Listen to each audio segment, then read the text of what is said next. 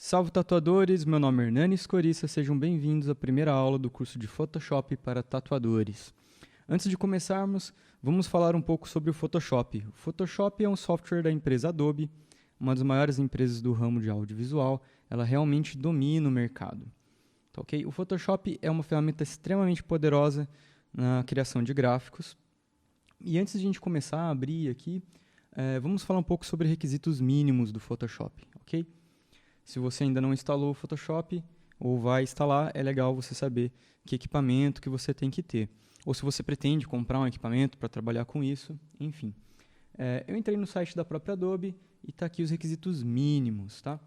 A Adobe diz que você precisa ter um processador Intel Core 2 ou um AMD Atom 64, com processador de 2 GHz ou mais rápido. Ele recomenda também que você tenha instalado o Windows 7. Vocês podem ver que eu estou utilizando aqui o macOS.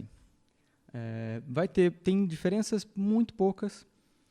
Na verdade, só um pouco do visual, que as barras ficam aqui em cima, mas não é nada diferente, não. Algumas teclas de atalho, mas eu vou estar explicando para vocês ao longo do curso a tecla de atalho que funcionam tanto no Windows quanto no Mac. A Adobe também recomenda que você tenha 2 GB de RAM e que você tenha 2,6 GB de espaço na sua HD para poder fazer a instalação do software. Ela recomenda também que você tenha um monitor que consiga reproduzir 1024 por 768 pixels. Ok? Bem, isso é o que a Adobe recomenda.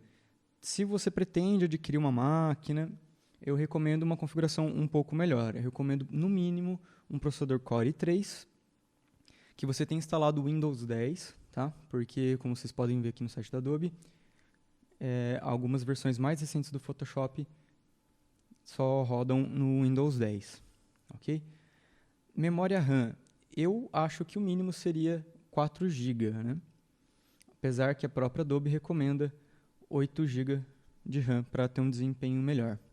E a resolução, também recomendo 1280 por 800. Por quê? Menor do que isso, algumas ferramentas vão ficar escondidas.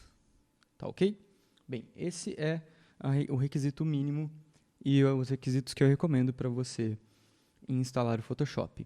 Sobre versão, eu tenho instalado aqui o Photoshop CC 2018. Tá? É a última versão do Photoshop.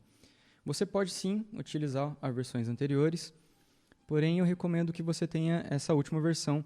Algumas configurações bem pouquinhas que só vai ter nessa última versão do CC. Tá ok? Mas se você tem a versão anterior, acho que até um CS6 é tranquilo, você não vai ter problema com isso. Legal? Outra recomendação é instalem o software em inglês. Tá? É muito importante isso porque é muito mais fácil uma pesquisa futura, caso você tenha dúvida de alguma ferramenta específica. É claro que eu vou tentar ao máximo aqui entregar o conteúdo que é necessário para nós tatuadores, mas se você quiser depois se aprofundar mais, com o software em inglês fica mais fácil de você buscar conhecimento. Legal? Aqui eu vou estar utilizando uma mesa digitalizadora.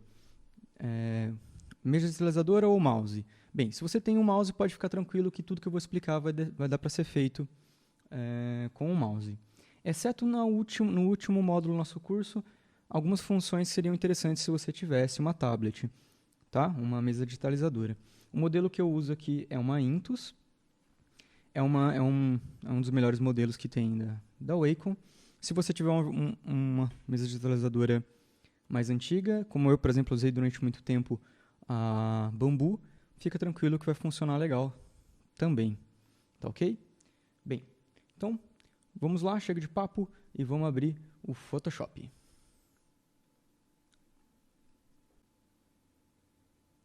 Ok, essa é a primeira tela que abre no Photoshop. Nesse pedaço aqui, vocês podem ver que na verdade já são projetos antigos. Se é a primeira vez que você instalou, não vai estar aparecendo nada desse lado, tá ok? Essa janela é para a gente criar o nosso primeiro documento no Photoshop. Eu sempre vou criar documentos do tamanho A4, ou seja, o tamanho de uma folha sulfite, porque é a mais comum entre nós e provavelmente é a saída que a gente tem aí com as impressoras para depois fazer os decalques e etc. Tá ok? Como que a gente faz isso? Create New, nessa opção do lado esquerdo. Essa janela, se você estiver usando uma versão anterior do Photoshop, uma anterior a CC, ela vai ser ligeiramente diferente. Na verdade, ela vai aparecer somente com esse pedacinho aqui do lado direito. Tá ok? Mas não muda muita coisa. Já vem alguns presets de tamanhos, né? Se você vir aqui, por exemplo, na opção Print, ele já tem alguns formatos de documento. A4, tabloide, letter e etc. Bem, tanto faz você vir aqui, ou como eu já tenho criado muita coisa, ele já deixa aqui na opção recente, tá ok? Você pode também customizar. Se você quiser um outro tamanho, você pode customizar nesse lado aqui. Então, vamos lá. Primeira coisa é definir aqui o nome do documento. Vou colocar como aula 1 intro, que é uma introdução do Photoshop. No width e height, largura e altura. Aqui esses números estão em milímetros, ok? Você pode alterar essa unidade. Aonde? Nessa janelinha aqui, ó. Você pode mudar para pixels, polegadas, centímetros, milímetros, pontos ou paicas. Eu gosto muito de trabalhar em centímetro, acho que é uma métrica fácil de a gente poder calcular, né? Então vou alterar aqui para centímetros. Percebe que ele já mudou. Como isso aqui é uma folha A4, ela tem 21 de largura e 29,7 de altura. Significa que o quê? Significa que a folha está de pé. Eu posso mudar a orientação da folha aqui. Nas versões anteriores, ó, perceba que quando eu altero, ele muda, ele inverte os valores de altura e largura. Nas versões anteriores, essa opçãozinha de botão aqui não tem. Aí se você quiser mudar a orientação, você tem que mudar digitando os valores. Todos esses valores aqui são digitáveis, ok? Resolução. Eu recomendo, se você não tiver com uma máquina muito potente, você trabalhar com 72 dpi, ou seja, pixels por polegada, né? Pixels per inch. Por quê? Porque a máquina vai trabalhar com mais tranquilidade. Se um dia você quiser imprimir com uma resolução melhor ou algo que realmente precisa de tantos detalhes assim na impressão, eu recomendo que você trabalhe com 300 pixels, tá? Mas por hora, 72 dpi está ótimo, legal? No Color Mode, nós temos aqui o RGB. Existem vários modelos aqui, né? Grayscale, que é escala de cinza, mas os mais utilizados são o RGB e o CMYK, tá? Para quem teve acesso ao meu e-book de teoria da cor, vai conseguir identificar qual a diferença entre o RGB e o CMYK, tá? Só para dar uma pincelada, o RGB é o que a gente chama lá no e-book de cor luz, certo? E o CMYK é o que a gente chama de cor tinta, tá? Aditiva e subtrativa. Por hora vamos deixar aqui no RGB, que vai funcionar bem, tá ok? Background Content é a cor da nossa folha. A gente pode deixar branco, já tem uma lista aqui, né? Ou você pode customizar. Se você clicar aqui, você pode customizar a cor que você quer. Eu sempre trabalho com branco, que acho que é o padrão e resolve bem o nosso trabalho. Ok? Configurando tudo isso daqui, só clicarmos em Create. Então tá aí, nossa primeira folha dentro do Photoshop. E agora vamos falar sobre as ferramentas, legal? Bem, a primeira barra de ferramentas que eu tenho que falar para vocês é a barra de ferramentas principal. São essas que estão aqui do lado. Aqui estão todas as ferramentas que iremos usar no Photoshop. Move, Brush, Seleção, Varinha Mágica, Texto, enfim. Tá ok? Aqui em cima nós temos a barra dinâmica ou barra de opções. Essa barra ela é onde está a configuração de todas as ferramentas do Photoshop. Então, por exemplo, se eu utilizo aqui o Brush, vocês percebam que ela muda aqui para a gente acessar todas as configurações dessa ferramenta. E assim vai para todas as outras. Tá ok? É interessante que vocês não movam essas barras de lugar. Como assim mover as barras de lugar? Sim, porque todas as janelas do Photoshop elas são customizáveis. Tá? Todas elas movem de lugar. Uma coisa bacana para falar para vocês também é sobre os atalhos. Eu sei que agora no começo, se é a primeira vez que você está abrindo o Photoshop, vai ser difícil você decorar aí todos os atalhos.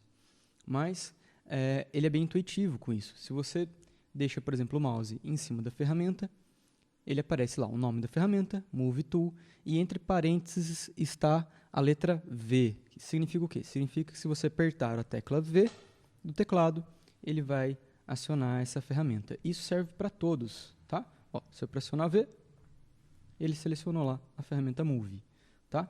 Com o tempo você vai se acostumando. Por exemplo, B é brush, já está funcionando no brush aqui, certo? W é a Magic Wand, M é o Marquee, L é laço. Com o tempo você vai se acostumando, tá? Não precisa apertar Ctrl ou Shift, nada. Nesses atalhos é só a letra, tá ok? Que tiver marcada em frente. É só deixar o mouse em cima que ele aparece lá o nome da ferramenta e o seu atalho. Legal? Bem, do lado direito aqui, eu já customizei o Photoshop do jeito que eu gosto de trabalhar. É claro que com o tempo vocês vão aí sabendo qual ferramenta que vocês querem deixar aberto, qual janela vocês querem deixar aberto, porém, eu já indico algumas para vocês logo de cara, tá? Quais são elas? A Layer, a janela Layer. O Photoshop trabalha com camadas, ou seja, a gente vai fazer camadas dos desenhos para a gente poder fazer as manipulações. Então, a janela Layer é essencial. Outra que para mim é muito essencial é a Brush. Janela Brush. Aqui nós vamos configurar os nossos brushes. Tá? A Brush Settings também, que é onde a gente vai em configuração específica desses brushes. Legal? Uma interessante também é a Character, para fazermos textos, né? Escolher a fonte, tamanho da fonte e etc. E outra para mim é essencial, é a History. A History, ela registra todas as ações que você faz no Photoshop. Perceba que já tem algumas aqui, né? New é quando criamos o documento. Eu usei o brush, depois eu apaguei com uma borracha. Tá? Então, por exemplo, se eu vou fazendo as ações aqui, ele vai adicionando lá. Tá?